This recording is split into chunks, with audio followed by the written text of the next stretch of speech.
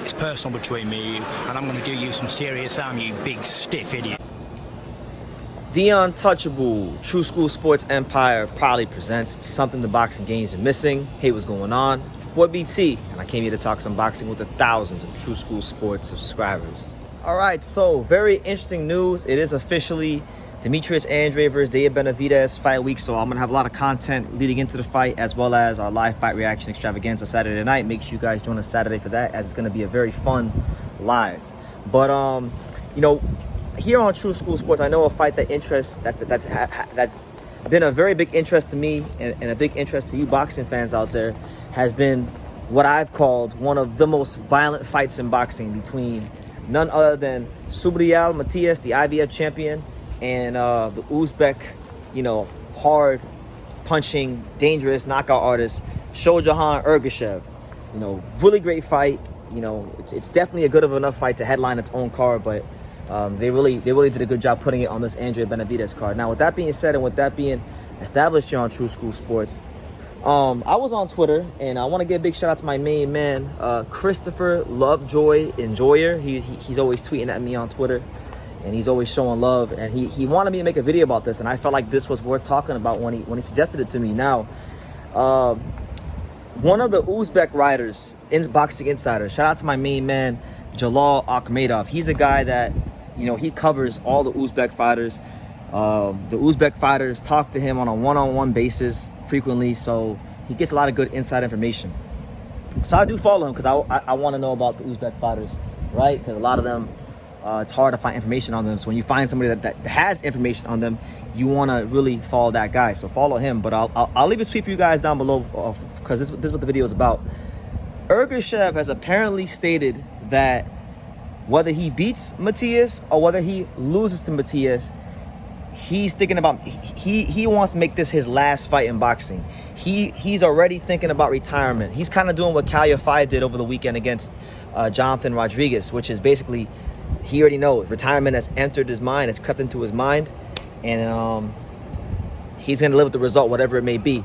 And the reason he wants to make this his last fight in boxing is because he feels like he's already proven everything he's needed to prove it in boxing, and he's kind of old, so he doesn't feel like the need to continue to box.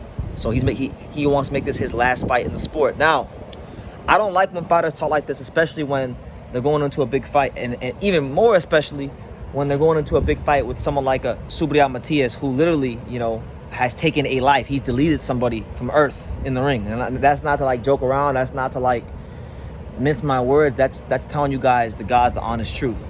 So my thing is this: even if Ergashev had these thoughts, I think it would have been better for him to just keep them to himself, because now I think Matias is gonna beat him. I think Matias is gonna beat the brakes off of him. Honestly, you can't be thinking this way going into a big fight, and it's very concerning, because now when he gets in the ring, and let's just say we get into the 6th, 7th, 8th round, and Matias does what he normally does, which is start to up that pace, up the gears, put him on his back foot, cut the ring off, throw high amounts of volume punches. If that happens, all of a sudden, I'm gonna think to myself, well, Ergashev's probably thinking about retiring. Ergashev, and I know he's down here in South Florida a lot. I'm gonna think to myself that Ergashev's mind's gonna be on a beach somewhere in Fort Lauderdale or Sunny Isles, because I know a lot of the Uzbeks like to go to Sunny Isles. If you guys know South Florida, Sunny Isles is a money area. A lot of Europeans and Russians and people over there. But yeah, Matias is gonna be hitting him with everything but the kitchen sink, and he's going to be thinking about being on a beach somewhere in Sunny Isles or Fort Lauderdale or being back in Uzbekistan. It's not good. It's not really an encouraging thing to hear as someone who was very excited about the fight. So listen, I hope Ergashev doesn't allow those thoughts to influence his performance, and he can go in there and give the boxing fans a memorable fight with Matias. And I'll say this: if this is going to be the last dance for Shohjahon Ergashev, if this is going to be it for him, because I can see where he's coming from.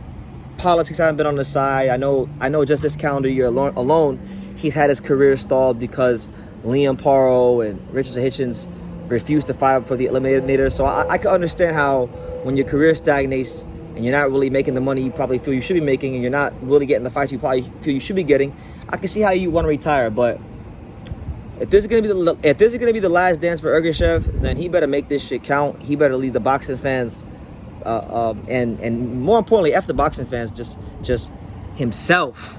For himself, he better make sure that he go in there and win this world title. Because if he get his ass whooped and it's not a competitive fight, I mean, he accomplished some good things in his career, but you know it's gonna not look good on him. So I hope this doesn't affect his performance. But generally speaking, if you look at the history of boxing, I mean, this past weekend, Calya fight with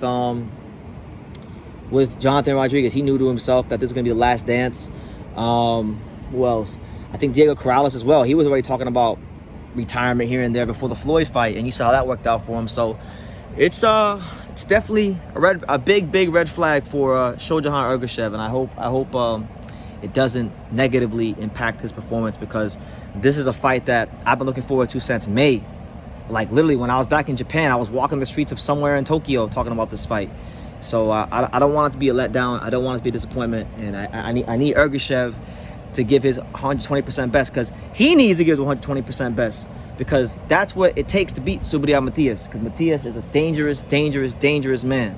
So I'm not going to touch too much more on that. I'll have a longer video to give my thoughts on this fight later on in the week, but right now those are some things I'm hearing, and those are my initial thoughts on what I heard. So what do you guys think about Ergashev's retirement talk? Leave your comments down below. Make sure you guys take the time to subscribe. And like I say in every single one of these videos, you can love me or you can hate me, but I'm just a kid from Dang. So until next time, take care, guys. Thank you for watching another video on the untouchable True School Sports Empire. For more great boxing content just like this video, click right here and make sure you subscribe. Much love from sunny South Florida.